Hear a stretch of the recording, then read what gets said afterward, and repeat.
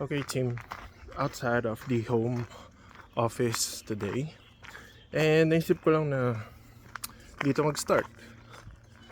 So, meron isang linya na parang weeks ko na siya nakikita, nababasa.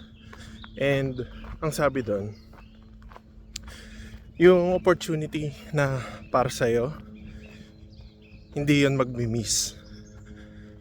Nung una, gusto kong, alam niyo yun, gusto kong i-embody yun sa system ko. Gusto ko masabi na, okay, kung may opportunity dyan sa labas, akin na yun, automatic.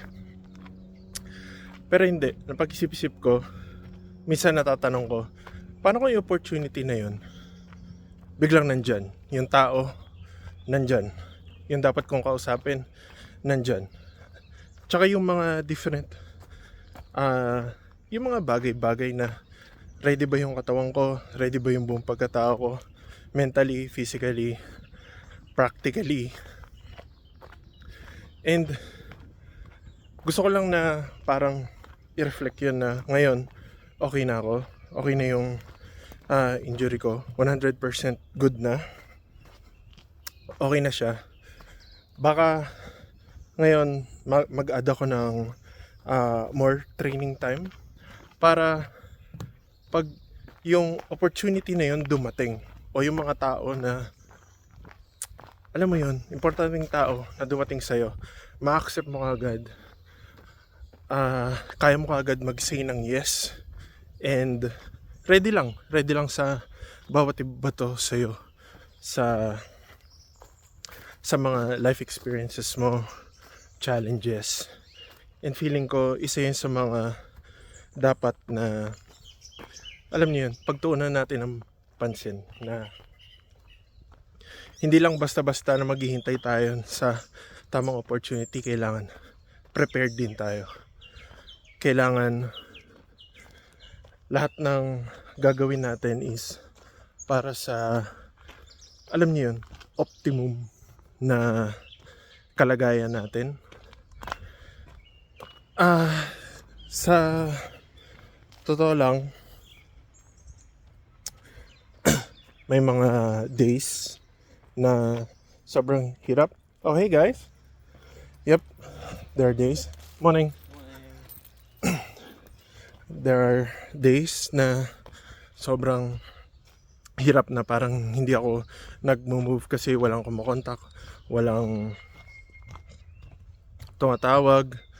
Hindi ko alam kung ano yung magiging parang latest update sa buhay ko. Naghahanap lang ako ng, ano yun, work. Pero napag-isip-isip ko, kailangan ready rin yun para kapag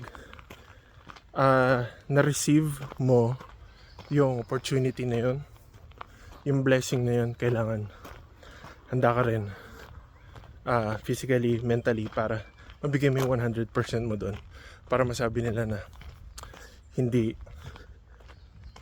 sayang yung ginawa nilang hire.